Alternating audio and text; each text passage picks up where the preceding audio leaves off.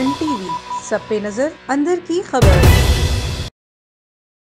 जतोई वालदा के D seat होने पर दो भाई और उनकी बीवियां मद्दे मुकाबिला आ गईं। जिला मुजफ्फरगढ़ के हल्के PP 272 में होने वाले जिमनी इलेक्शन में वालदा के डी सीट होने पर दो भाई और उनकी बीवियां मद्दे मुकाबिला आ गईं।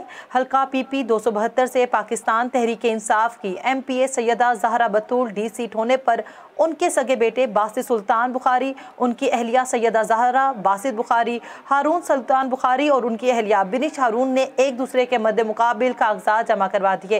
इलेक्शन कमीशन ने शेड्यूल के मुताबिक मुजफ्फरगढ़ के दो हलकों PP 272 और PP 273 पर 17 जुलाई को इलेक्शन करवाए जाएंगे।